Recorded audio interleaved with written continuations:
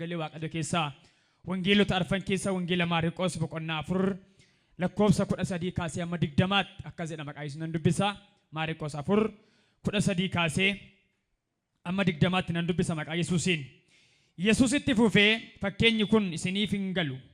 Egaa attamitti akka fakkeenya kana ta'ee hundumaa hin hubattuure inni facaasu dubbii Waaqayyoo hin facaasa.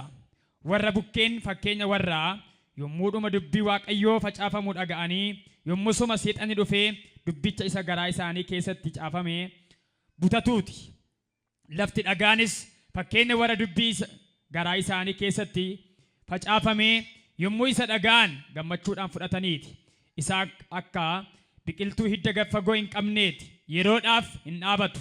Sababii dubbichaatiif rakkinnii fi yookiis ari'atamuun yommuu ka'u garuu achumaan hin gufatu. Lafti qoraatti fakkeenya warra dubbii isa garaa isaanii keessatti facaafamee dhaga'aniiti. Yaaddoon biyya lafaa gowwoomsaan sooromni kajeellaan adda addaas itti dacha'anii dubbicha huunaan ija utuu hin godhatiin hafe. Lafti gaariin garuu fakkeenya warra dubbii isaa garaa isaanii keessatti caafamee dhaga'anii fudhatanii kaan dachaa 30 kaan dachaa 60 kaanis dachaa 100 ija godhataniiti isaaniin jedhe. Ameen. Mi ameen jedha. Lakkoofsa 20 siniin deebi'a. Lafti gaariin garuu fakkeenya warra dubbii isaa garaa isaanii keessatti facaafamee dhaga'anii fudhatanii kaan dachaa 30 kaan dachaa 60 kaanis dachaa 100 ija godhataniiti isaaniin jedhee jedha. Harka keenya mirgaa bal'ifanna. Galanni siif haa ta'u. Ati jabaadha. Sagaleen kee jiraataadha. Mee ol makaasaa harka mirgaa. Sagaleen kee jiraataadha. Humna hojjetuuf keessaa qaba. Billaa qarlamaan qarame caalaas qara qaba jedha sagaleen kee. Dhuguma iyyuu sagaleen kee jiraataadha. Si galateeffannaa galanni siif haa ta'u. Ulfinni guddaan siif haa ta'u. Harka abbummaa kee lafa kana jiruuf si haa galatu. Ol makaafadhaa. Galanni siif haa ta'u. Har'a sagalee kee dhageenya. Sakalee sa'een gaddaa caalaa yaadi garaa keenyaa kan baname haa ta'u. Qalbiin keenya kan saaqame haa ta'u. Fudhannaan keenya ammaa qabee kan jijjiirame haa ta'u. Akkaataatti sagalee kee dhageenya irraa qabee haa geeddaramu. Ammaa kaasee haa geeddaramu. Fakkeenya amma dhagaa oollee kanaaf dhaga'uuf jirru kana keetti yaa Waaqayyo lafa gaarii ta'ee argamu laphee saba kanaa. Lafa gaarii ta'ee argamu maqaa Yesuusiin. Lafa mijataa ta'u maqaa Yesuusiin. Manni nama kanaa, golli nama kanaa, jireenyi nama kanaa, hafuurri nama kanaa, lapheen nama kanaa sagalee keedhaan mijataa ta'u maqaa Yesuusiin. Mijataa ta'u maqaa Yesuusiin. Mijataa ta'u maqaa Yesuusiin. Mijataa ta'u maqaa Yesuusiin. Caakkaan irraa haa ciramu. Dhagaan irraa haa funaanamu. Dhagaan irraa haa ka'u. Caakkaan irraa haa ciramu. Sagalee kee mijataa ta'u mayyoo. Mijataa ta'u maqaa Yesuusiin. Ulfaadhu nutti dubbadhu maqaa Yesuusiin ameen. Noora kutaa amma gaafa laaltan Maarqos boqonnaa 4 lakkoofsi 13 kaasee amma 20tti gaafa laaltan fakkeenya gooftaan keenya Yesuus Kiristoos ittiin namoota dubbii Waaqayyoo dhaga'anii jireenya isaanii keessatti maaliif akka hojjetu maaliif immoo hojjechuu akka didee waa gurguddaa afuritti fakkeessee haasa'a. Fakkeenyi kun fakkeenya gooftaan keenya Yesuus Kiristoos kaasee haasa'edha. Maarqos boqonnaa 4 qabdanii gaafa dubbiftanii waa'ee wanta kanaa lakkoofsa 1 kaasee tura hamma 20tti hiika bal'aa godhee kenna. Ani garuu 13 kaasee amma 21 bikkaatti amma 20tti bichaa beekaa dubbise. Ganama kana sagalee akka jirutti dubbadhaa dubbii Waaqayyoof iddoo kennuu waan jedhuun dubbadha. Biyya lafaa kana keetti gaafa laaltanii jireenya lafarraan jireenya isa waaqarraa gaafa fakkeenyaan dubbannu nam tokko mana keessan gaafa dhufee iddoo sin laattaniif yaada sin laattaniif laphee sin laattanii fi namicha akka inni si wajjin haasa'uudhaaf rakkina isaa yoo ta'u sin gargaaruuf haa ta'u akkaataa sinitti nama sana mana keessan keessatti yaadan keessan keessatti iddoo laattanii fi si wajjin haasa'uudhaaf iftoominaan sin gargaaruudhaaf sin irraa gargaaramuudhaaf akkaataa sinitti laphee keessan mana keessan laattaniif baay'ee murteessaadha. Nam tokko keessummaa mana keessa yoo dhufe nyaarri keessanii kamaa yoo ta'e kokkolfaa yoo ta'e fuulli keessanii waan si wajjin haasa'uu qabu hundumaa otoo of hin qabiin ofirraa bu'ee haasa'a. Garuu isin yaadni keessan qinnii namaa taanaan gammadaa miti taanaanii seeraan laphee keessan hin laanneef taanaan maal godhaa? Namichi of qabaa si wajjin haasa'a. Ndaan mana keessan dhufee buufachuusa biyyotoo gaddootoof ceepha'u hamma yeroon kenneefitti si wajjin jiraate yookaan bulee sinirraa adda ba'a. Gooftaan keenya Yesuus Kiristoos fakkeenya waa'ee namoota dubbii Waaqayyoo gara isaanii dhufee attamitti akka isaan fudhatanii jireenya isaanii irratti hojjechiifatan fakkeenya gurguddaa waa afuriin dubbate. Fakkeenyi inni kaase keessaati lakkoofsa tokko gaafa laaltan Maariqoos 4:1 irratti namicha tokko tu'eedha sanyii facaasuudhaaf ba'e jedha. Sanyii facaasuudhaaf gaafa ba'u sanyii isaa kana facaasuu jalqabe jedha. Yeroo sanyii kana facaasuu jalqabu isa jalqabaayedha. Sanyii inni facaase kana keessaati inni jalqabaayedha. Kaan jedha karaa walakkaa bu'aniidha. Kaan immoo lafa dhagaarra bu'aniidha. Kaan immoo caakkaa keessa bu'aniidha. Kaan immoo lafa mijataa lafa bareedaa biqilaaf ta'urra bu'aniidha. Facaasuun harkuma tokko facaase. Sanyiikki sanyii wal fakkaataadha. Namni facaases nama wal fakkaata nama tokkodha. Garuu haa ta'u malee sanyicha bira rakkinni hin jiru. Abbaa sanyii biras rakkinni hin jiru. Na dhagaartu? Sanyii bira rakkinni hin jiru. Abbaa sanyii bukkeessa rakkinni hin jiru. Rakkinni iddoo kam jira gaafa gettanii garaagartummaa iddoo kam jira gaafa gettan laficharra jira. Mena wajjin ta'a. Lafti akka sagalee Waaqayyootti gaafa hiikamu jireenya namaati, laphee namaati, yaada garaa namaati. Caafata qulqullaa keessaa gaafa laaltan yaa lafaa dubbii Waaqayyoo dhaga'ii jedha Isaayyaas. Yaa eenyu meerbadha sabni hundumtu yaa eenyu yaa lafaa dubbii Waaqayyoo dhaga'ii jedha. Nan jedha dubbii Waaqayyoo dhaga'ii jedha. Dubbii Waaqayyoo akka ishee dhageessuudhaaf yeroo Isaayyaas raajichi lafa waamu lafa sakana toon taane namoota Waaqayyoon dhaga'u malan namni Waaqayyoon dhaga'u eenyudha? Dhaga'i namni dhageessu yoo jiraatte jedheetu yaa lafaa dubbii Waaqayyoo dhaga'i jedheetu maal godha? Namoota waama jechuudha. Garuu lafa jedhee waama. Sababiin isaa maaliif Isaayyaas yaa lafaa jedhee waama gaafa gettan namni foonii jireenya lafaarraa waan dhufeedhaa fi fakkeenya dhoskaa kanaan haasa'a. Gooftaa keenya Yesuus Kiristoos gaafa laaltan biyya lafaarra gaafa ture kanaafidha kan inni lafa jedhee haasa'eedhaaf. Kakuu moofaatti ammas yoon sin deebise baruma Isaayyaas raagichaa gaafa laaltan boqonnaa tokko keessatti maal jedhe Waaqayyo guyyaa tokko gaafa sabni Israa'el seera Waaqayyoo diigan Waaqayyoon dhaga'uu gaafa didan yeroo sabni Israa'el yaada Waaqayyoo keessaa ba'anii Waaqayyoon dhaga'uu didan Isaayyaas boqonnaa tokko keessatti waa'ee saba sanaa waa fakkeessee haasa'a. Harroonni jedha gorantoo gooftaa isaanii beeku horiin gooftaa isaa beeka jedhee fakkeenyaan haasa'e sabni koo garuu na wallaale jedhee ka'ee booddee maa jedhee yaa lafaa yaa Waaqayyoodha mee kottaa anaaf saba koo gidduutti firdii kennaa jedheetu lafa waama. Lafaatiin yaa bantiiwwan Waaqaa yaa lafaa'edha anaaf saba koo gidduutti maal kennaa? Firdii kennaa jedha. Sababiin isaa teessoo Waaqayyoo bantii Waaqaa galarraadha waan ta'eedhaaf lafti immoo iddoo ilmi namaa jiraatu waan ta'eedhaaf egaa walumaa galatti dhoksaan dubbii kana nama waama gaafa gennu isarraa argame sana waama toon ta'ini isumarraa argame argannoo sana waama namaa waama jechuudha. Na dhagaa.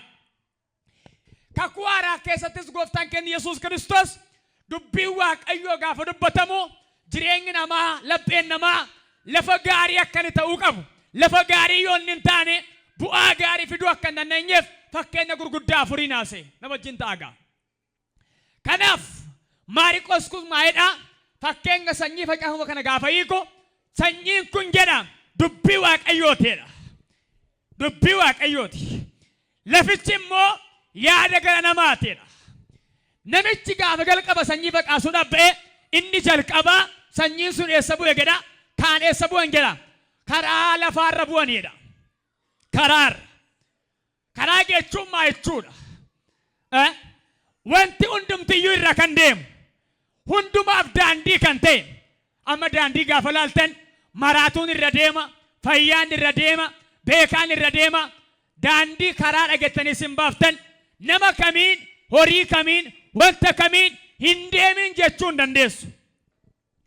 daandii waan ta'eedhaaf maal ta'a dirqama achirra deema nama jirtu laata karaadha waan ta'eedhaaf al takka yaanni garaa namaa yeroo baay'ee waan hundumaadhaaf banaa jechuudha isa kanadha karichi maa inni waan hundumaadhaaf biyya lafaa yoo argan seexana yoo argan sirba yoo argan hojii fooniif dhiigaa yoo argan warra banaa ta'e lapheen isaanii warra akkasii jedha sagalee waaqayyoo gaafa dhagaan isa karaa bukkee ba'e fakkaata achitti immoo jedha inni hattuun sun dhufee maal godha jedha sanyicha faca'ee sana funaannatee nyaataadha lapheen kee eenyu banaadhaan daandiin laphee kee daandiin sammuu kee hundumaa dabarsamoo abbaa dabarsu abbaan dabarsine qaba na dhagaa daandii karaa bukkee bu'e inni jedhu kun warra yaanni garaa isaanii waan hundumaa banaa ta'edha achirra dhufe maal godhe jedha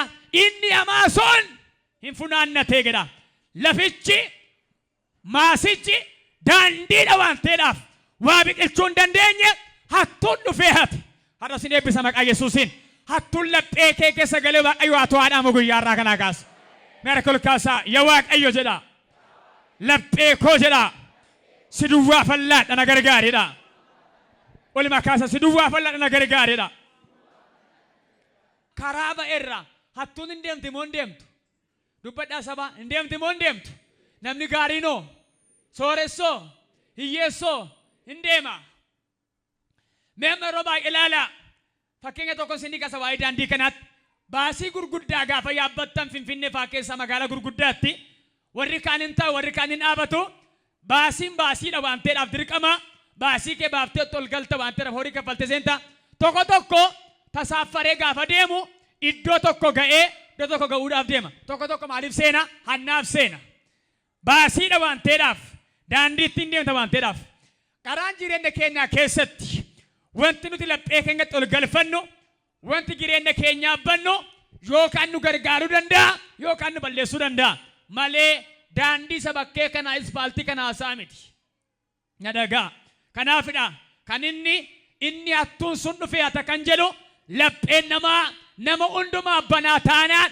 waan hundumaa banaa taanaan sagalee waaqayyoo keetti maal ta'uu hin danda'u ija godhachuu biqiluu hin danda'u har'a waaqayyo mana kee haa cufu ameen jedha as qaba laphee kee biyya lafaa galaa cufu waaqayyo guyyaarraa kana tokko amma gaafa sirbaan sirba yeroo faarfannaan faarfata hundumtuu dhufe akka laga hulluuqaa kana keessuma hulluuqee ba'a maqaa Yesuusiin laphee keessa hulluuqee hin bayin maqaa Yesuusiin tiraafikiin laphee keenya keessaa eegu hafuura qulqulluudha garuu banuufis dhiisuufis ga'een kan keenyadha yoo nuti hafuura qulqulluu dammaqsine laphee keenya keessa yaada keenya keessa abbaan arge dhufee seenee ba'uu hin danda'u kanaaf inni kan karaa bukkee bu'e inni jedhu karaa waan baay'ee dabarsa waan ta'eedhaaf yaada namaa keessa waan baay'ee seena taanaan akkuma kanaa sagalee waaqayyo maal ta'uu hin danda'u iddoo qabachuu hin danda'u ni lammaffaan maalidha jedha sanyichi saddoo kan bu'eedha isa dhagaarra bu'e yookaan achi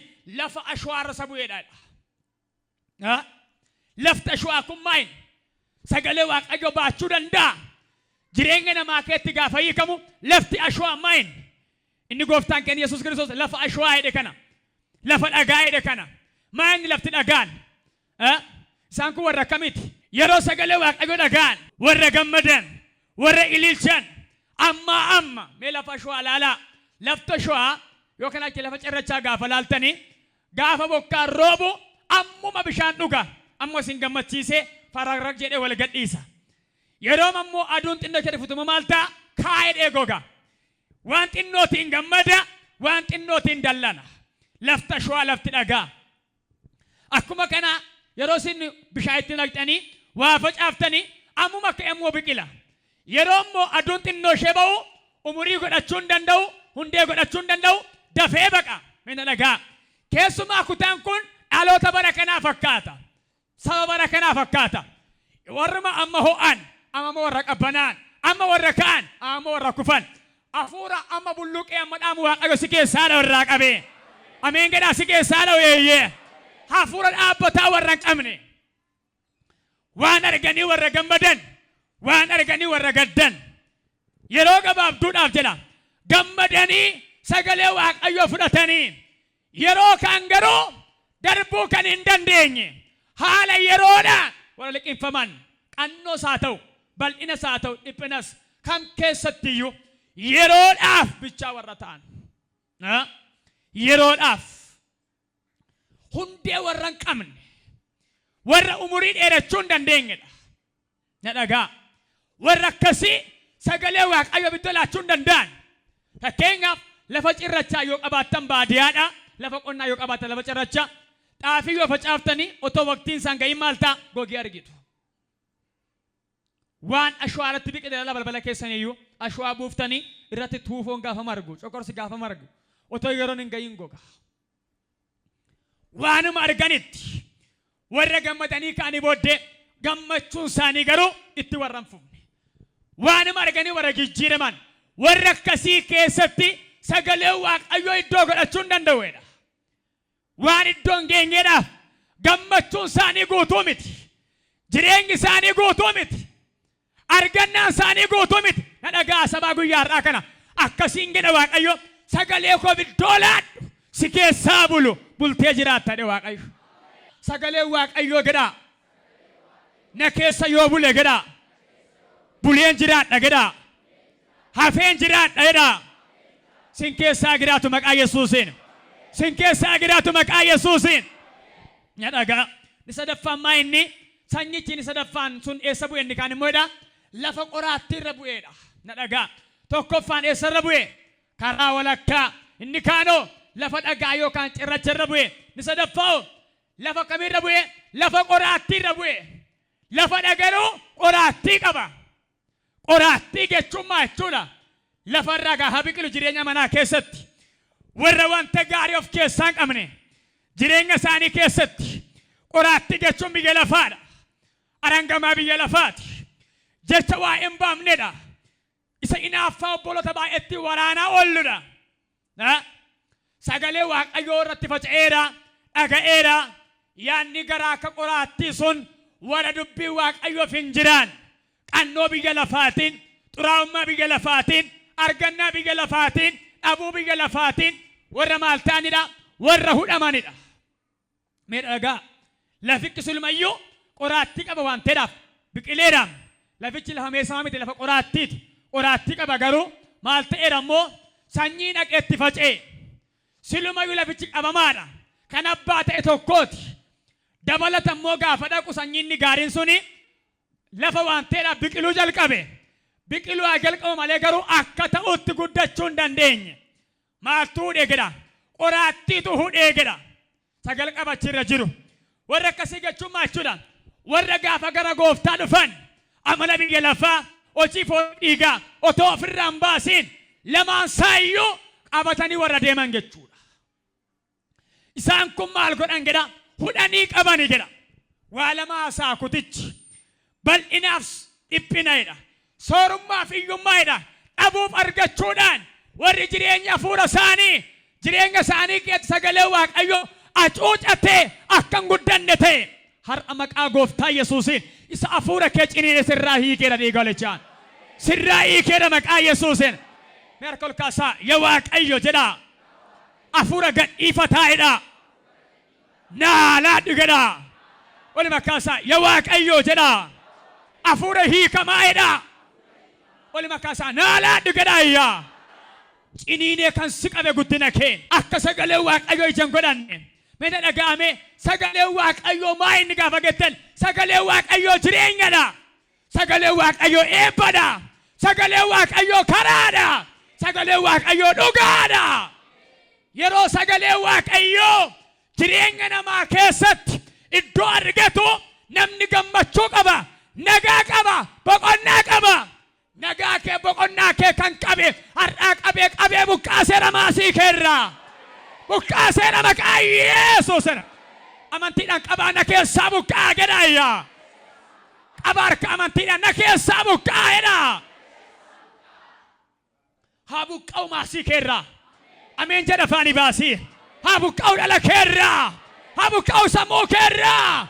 Haa buqqa'u gaa'ila keerraa. Buqqaaseera dhiiga qaraaniyoorraan. Iyyaati yaa waaqayyoo jedhaa. Maasii koorraa jedhaa. qoraattii buqqaaseedha. Isaayyaas 27 keessatti akka jedhametiire ani ariifadheetaniin kosorroo qoraatitti lolanan kaasa abiddaan gubeen barbadeessaadha. Gubatee barbadaa irraa qabe mana kee dhala keerraa. Namni zirumuun fayya ture. Hin jirtan malee baay'een keessan. Har'a Waaqayyo qoraattii hudhee si qabe qabsirraa godhu. Sirraa gubatu dhiiga garaanii warra. Jedhaa na keessaa gubateedha. As qabe harka bitaa mirga waa kan hin baanne. Fayyaa kee, carraa kee, eebba kee, biyyi lafaa hudhee kan qabe har'aa qabee gubeera bidda Waaqayyoon. Gubeera! Gubeera! Gubeera dhiiga Yesuus. Eenyurraa akka ta'een beekuun buqqaarraa qabe. Daadhaa in buqqaan jedharraa qabeela. Jedhameen gadi in buqqaarraa qabe eeyyee. Akkas jedhaa hudhee kan na qabe gedha. Carraa koo, eebba koo, narraa buqqaa'eedha. Kan amanteerra Waaqayyo mataasaa qabe sirraa buqqaasa. Hidda isaa wajjin sirraa buqqaa'eeyyee. Daadhaa. Maasiin abbaa ta'ee waggaa kana keessa jagodhate yeroo gabaabaati. Nan aman abbaan ta'e dhufee dhugaa ba'a. Na dhagaa. Biyyi lafaa seexanni jireenya namaa gaafa hudhee qabu. Beektu miti akka bakka nama godhu. Yesuus maa jedhe? Lafichi qoraattiidhaan qabameera waan ta'eedhaaf maasichi inni ija gaarii kan inni danda'u maasicha irratti dhaqee yoo faca'eeyyuu guddachuu hin dandeenye hudhamee qabameera jedhe. Sagalee Waaqayyoo mana keetti kan ba'e. Na dhagaartaa ergaa Waaqayyoo karaa dubbisaa karaa raagotaa abjuudhaan mana keetti kan faca'e garuu ija kan hin godhanne na dhagayi. Ol qajeelee ka'ee hudhamee karaatti kan hafe biqilee ka'ee guddina kan dhabe hacuucee kan si qabe qoraattii abbaa ormaa cireera Yesuusaa. Kakuun qabdanii sagaleen qabdanii. Waaqayyo mana keetti waan jenne yeroo ijoollummaa kee waa isin hin jenne inni sagalee Waaqayyooti. Akkan guddanne kan godhe irra sirraa buqqaasee riigolichaan. Mena dhaga'ame Waaqayyo naman si godha isin hin jenne dhuguman jedhan jenne sin dabarsan jenne Waaqayyo abjuudhaan macaafaan raagotaan meerreree maaltu qabe qoraattichadha nan buqqaasa irraa qabe riigolichaan. Nan buqqaasa dhiiga garaanii warraa. Waggaa kana keessa biqilaan quunnamee karaatti hafee har'a dirree kee keessa qoraattiif kosoruun hin ka'a. Dagaaguu eegala. Ara ameen gad afaanii baasi. Dagaaguu eegala. Lafa dhaaluu eegala. Dubbiin Waaqayyoo si haa dhaalu. Meena laala. Xaafii yookaan achi boqqolloo facaaftanii gaafa aramaan nyaatu. Midhaan sun maal ta'a? Hin qaqallatu. Hin minnettu si gadi hin deemtu. Gaafa immoo ogummaa teessanii aramtanii qorqortanii harkaan buqqaaftanii fuutanii keessa gattan maal ta'a midhaanichi? Gabbachuu jalqaba. Dagaaguu jalqaba. Hundee godhachuu jalqaba. Waaw! Inni diimate gurraacha'uu jalqaba. Eenyu akka ta'een beeku eebbikee akkas ta'a yeroo gabaabaati. Dhugaanaa baafurri Waaqayyo waldaa kanaafillee biyya kanaafillee aramaa jalloota irraa qabee carameera. Dheeramaa sii kerra. Sagalee jabaatiin ameen gedhaa iyyaa. Caakkaa biyya lafaa. Kosorruu biyya lafaa. Qoraattii biyya lafaa. Maasii keerraa dheerarraa qabee dhiigolichaan. Waaw! Nama ameen jedhu dhabaa jira malee sagalee Waaqayyoo humnaan gara koo dhufaa jira. Yeroo gabaabaatti eebbikee yabbata maqaa Yesuuseen. Tokko harka lama ol kaasee ameen hin jedhatu eeyyaa. Eebba abbaa ta'e hin yabbata irraa qabee. Hin yabbataa. Hin bal'ataa. Hin furdataa. Bifa geeddarataa jedhe Waaqayyo eeyyee. Mee sagalee gabaatiin bifa naa geeddarata gedhaayyaa. Amaneera gedhaa. Hudhee kan na qabe gedhaa. Na gadhiisa jedhaayyaa. Nama 19 ijoollummaatti qabeessi wajjin kan guddate si hangafee maasii kee kan abuurrate har'a abidda kolan sirraa adda baasa Waaqayyo. Adda baa dhiigolichaan. Adda baa maqaa Yesuusin. Inni arfaffaan maadha Yesuus lafa gaarii irra bu'eedha. sirraabuu guyyaarraa. Sirraabuu guyyaarraa. Inni arfaffaan sanyichi gartokkeensaa lafa gaarii irra bu'eedha. Lafa gaarii irra bu'e sun jedha kaan iga 30, kaan iga 60, kaan ija 100 godhataniidha. Abeeta akkam namatti tola. Mee yaada 30, 60, 100. Kana jechuun harka tokko lammaffaa, sadaffaa, arfaffaa jechuudha. Tokko facaaftee 100 galfachuu jechuudha. Tokko facaaftee 50 galfachuu jechuudha. Tokko facaaftee 30 galfachuu jechuudha. Na dhagaa eebba afuuraa irrattis eebba foon irrattis sagalee Waaqayyo humna qaba. Humna qabu. Humna qabu sabaa. Mee hundi keessan gara koo ilaala. Wanti addunyaa kanaa hundumtiyyuu maaliin ta'e? Maaliin ta'e? Sagaleedhaan ta'e sana eebbisu. Caaffanni maayidha gaafa dubbatu Yohaannis wanti ta'e hundumtiyyuu isumaan ta'e. Isa malee akkan ta'e tokkoyyuu hin jiru. Isaan ta'e maaltu? Lafti kun. Isaan ta'e maaltu? Bantiin Waaqaa. Isaan ta'e maaltu? Waan ati uffattu. Isaan ta'e maaltu? Waan ittiin jiraattu. Atuu isaan taati. Arraa qabeessii ta'a waan gaarii ni galchaan.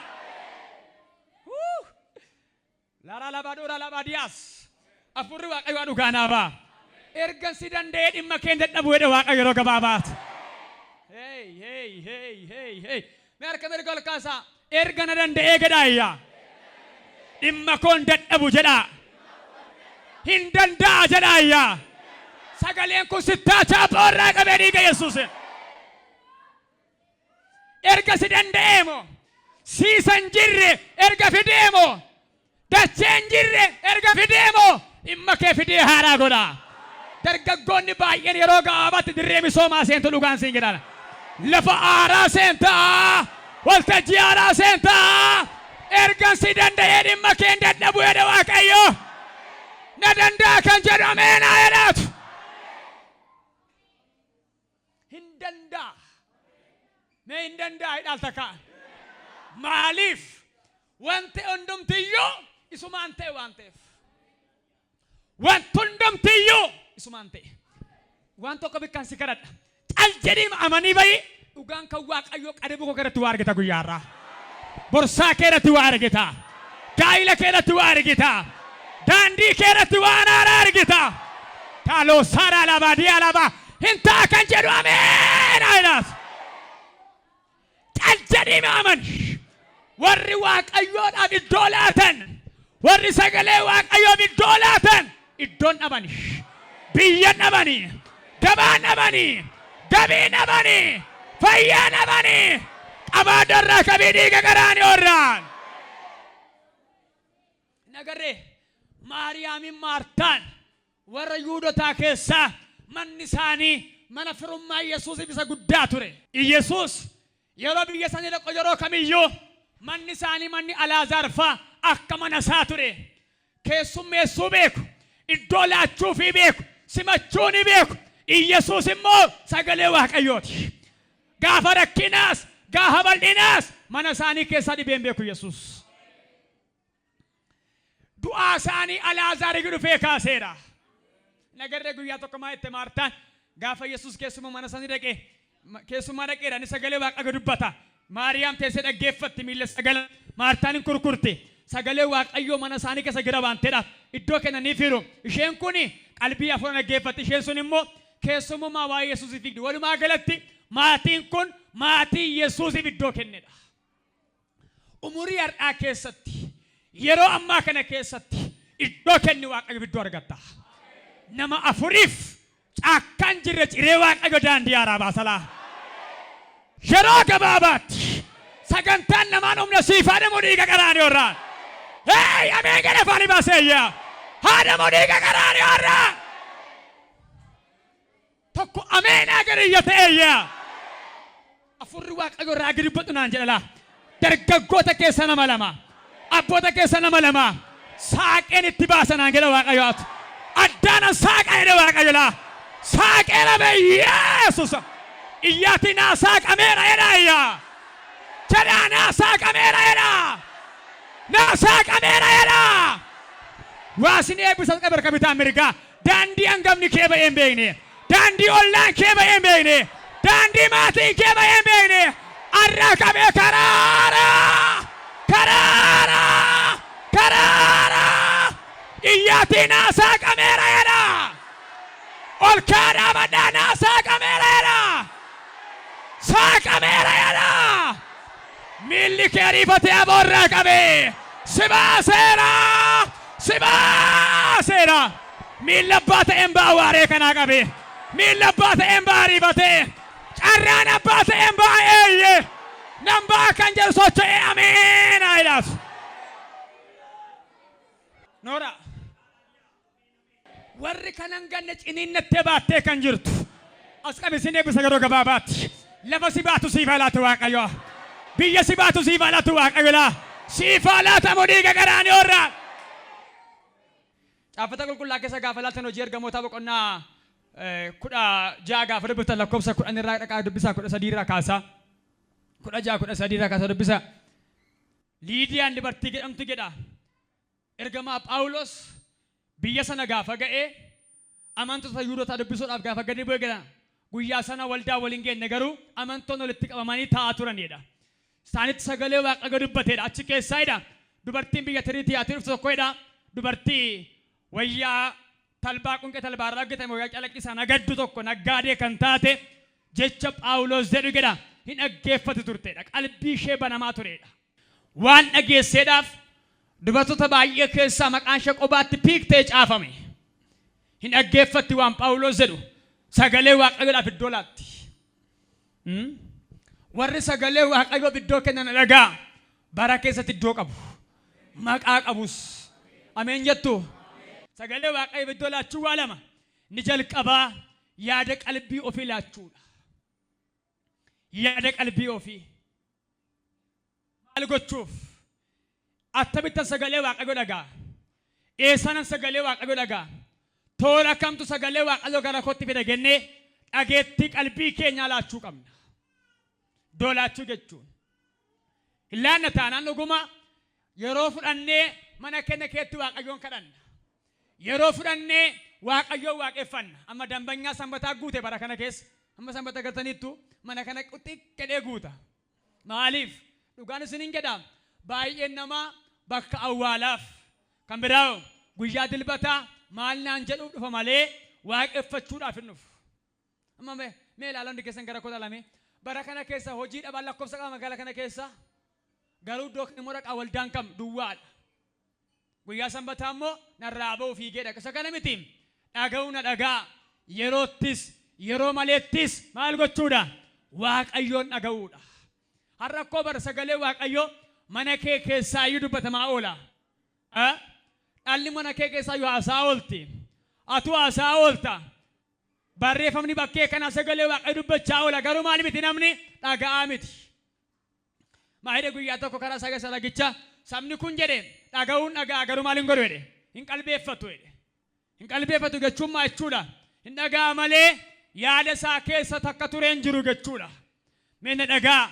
Barataan barataa cimaa ta'e yeroo kam barsiisan gaafa barsiisu jecha barsiisa maal godha hin katabata. Qabsiisan barreeffatan malee warri beektan beektu isa kana. Qabsiisa isa maayinni maqaan isaa kitaaba irraa garasitti dugda duubatti maal godhata hin barreeffatta. Waan afaan barsiisichaa se'e yoo sammuun kee banaa ta'e na dhagaa warri jireenya hafuuraa keessattis dubbii Waaqayyoof iddoo kennan hin dhaga'u isa dhaga'an immoo hin qalbeeffatu. Amma torbee har'a roobiidha mitiire sanbatuma eengaddaa waldaa eessaa oolte ton jedhee eessan dhoolee kan jedhu jira. Waldaa mallee kan hin beekne. Waldicha immoo du'ee badee yookaan agalgaa'ichaa yaadatee ka'ee booddee immoo maal baratte ton jedhee dhugaan kan Waaqayyooti hin jiru. Mee sanbata eengaddaa isaa ooltan waldaa isaa ooltan. Shachifata hojii manaadha. Maal barattan?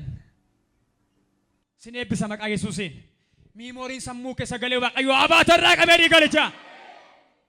Abaatu maqaa Yesuusiin. Mee harka ol kaasaa yaa Waaqayyo gedhaayyaa. Sammuu koo naabani gedhaayyaas. Sagalee kee dhagaa gedhaa. Nan qalbeeffadha jedhaan takka. lafa gaarii geechuun inni lammaffaa inni lafti gaarii isa dhagaan gochaan agarsiisuudha.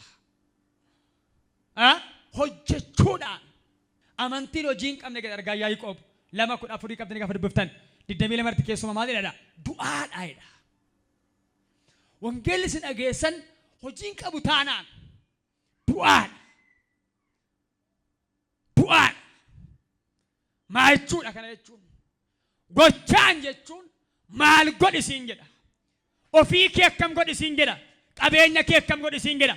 Dandeettii kee akkam godhi siin jedha. Amma warra amantan dhugaan isiniin jedha nama qabattanii of dandeessanii kan hin dhufne dhukkubsachaa gaaffii gara kan baattan amma yeroo kana laphee kee sagalee Waaqayyoo laannaan akka bokkaatti waa sirraa caama ganama kana. Waa sirraa dhaabata dhiiga qaraanii warraan. Mee sagalee Waaqayyoo humna qaba jedha humnaan. Hin hojjetu sabaa. Hin hojjeta. Namni sagalee Waaqayyoo biyya kanatti haa deebi'u. Dachee kanatti haa deebi'u. Saba kanatti haa deebi'u maqaa Gooftaa Yesuusiin.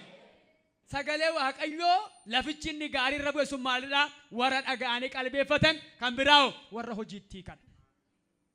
Waaqayyo harkuma kee haa hiiku. As qabisin eebbisa abbaa sabaa ta'i maqaa Yesuusiin. Haadha sabaa ta'i maqaa Yesuusiin. Harka kee hiikeedha maqaa Yesuusiin. Mee harka ol kaasa yaa Waaqayyo jedhaa. Sagalee kee raawwadha jedhaa. Na gargaari jedhaa ayyaa. Olima kaasa na gargaari jedhaa ayyaa.